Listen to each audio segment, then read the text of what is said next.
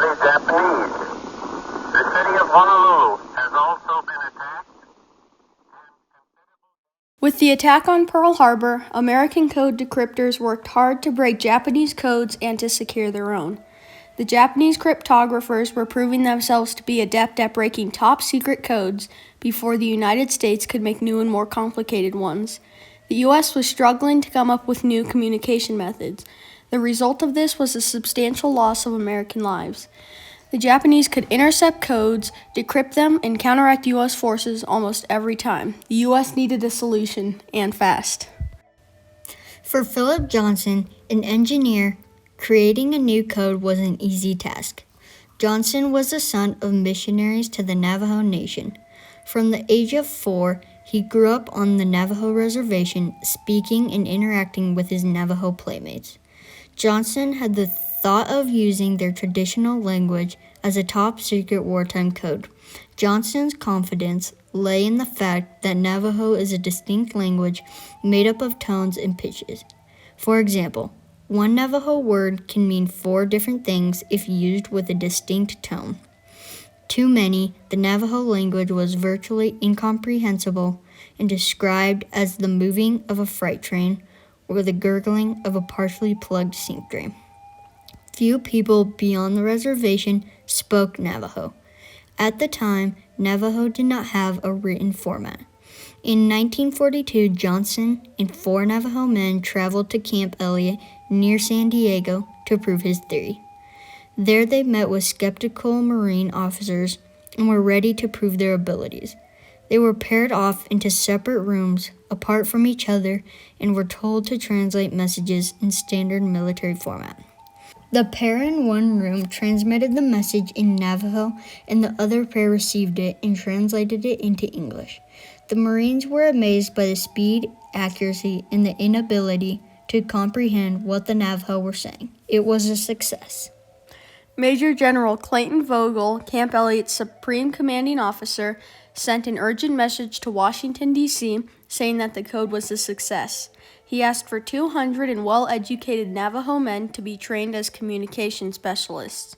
After an agonizingly long wait, Major General Clayton Vogel was given the authorization to start training and was given 30 Navajo recruits. The Navajos were told they were specialists and would serve overseas for their country. After basic training, they were sent to Camp Pendleton to devise a 2-stage code. After working diligently for 5 days, they came up with 2 types of codes. Type 1 was made up of 26 words that directly translated into English letters. For example, Natoshi translated to cat, which then meant the English letter C. Since Navajo didn't have words for military names, Type 2 code was made up of words like iron fish, which in Navajo was beshlo for submarine.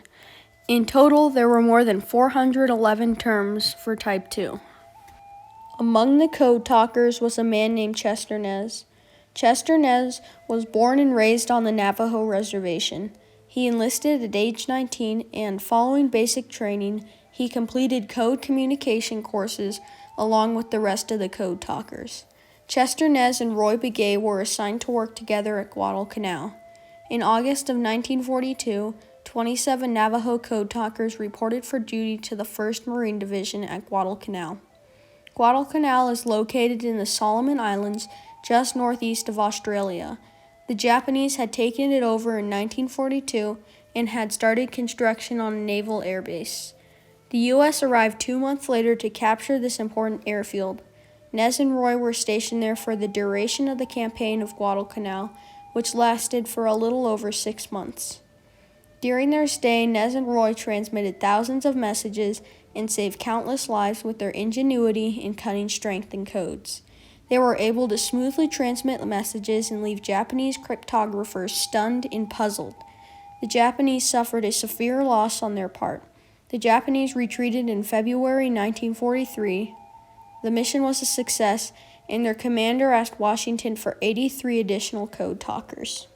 Larger contingents of Navajos had been recruited and sent to Boonton Communications Camp. After finishing basic training, they were entered into the top-secret Code Talker program at Camp Pendleton. By August of 1943, Over 200 Navajos had enlisted in the Code Talker program and were stationed all over the world. Eventually, Navajo served in all 6 Pacific Marine divisions and in the Raider and Parachute divisions, too. They were praised for their work at major assaults on the Solomons, Marianas, Palua, and Iwo Jima. They also served at the battles of Wake Island, Tarawa, Saipan, Guam, and Midway. In the landing of Iwo Jima, Major Howard Connor, the 5th Marine Division signal officer, said, "The entire operation was directed by Code Talkers and was a huge success. During the initial landing, I had 6 Navajo nets working around the clock." During the Battle of Iwo Jima, they sent and received over 800 messages without a flaw. If not for the Code Talkers, Iwo Jima would not have been a success. In all, 421 Navajo men enlisted in the Code Talker program. Following Japan's surrender on September 2, 1945, some Code Talkers volunteered for duty in Japan and others in China. With the value of the Navajo language and code, the program was not declassified till 1968. Almost a century passed before the Marine divisions honored the remaining Navajo Code Talkers at a reunion in Chicago in 1969. A medallion was given to each Code Talker who came to the reunion in December 1971. President Richard Nixon presented the Navajo Code Talkers with a certificate of appreciation from the United States, thanking them for their service, contribution, and courage to our country. In July 2001, at the National Capitol, former President George W. Bush awarded the Congressional Gold Medals to the original 29 Navajo Code Talkers. At Window Rock, Arizona, the national capital of the Navajo Reservation, the Congressional Silver Medals were given to the rest of the surviving Code Talkers. In 2017, former President Donald Trump honored them at the White House. These brave Navajo men had given their native language to the Marine Corps to make an unbreakable code that would save countless lives during World War II and on to the Korean War. While many of the Code Talkers are not with us anymore, their history has been preserved in some oral interviews. These interviews help explain what World War II was like for the Navajo who served in it. In listening to these interviews, many of the Navajo Code Talkers had a voice of reconciliation and were proud to have served their country. One Code Talker, Albert Smith, was interviewed on Iwo Jima. He served there and watched them raise a victory flag on top of Mount Suribachi. Through the interview, he talked about seeing his spiritual father and how he had no regrets for what happened and was at peace with the events that occurred on that island. In listening to many of these interviews, it is interesting that most of them are not dominated by stories of the war, but more by the Navajo worldview. The Navajo Code Talkers proved to be a valuable resource in the Pacific campaign against the Japanese. Their ability to transmit codes reliably using a language most people had never heard was something unique in the U.S. Marine history. We owe a deep debt of gratitude to these men who fought with valor and bravery and saved countless lives with their ingenious and unbreakable code.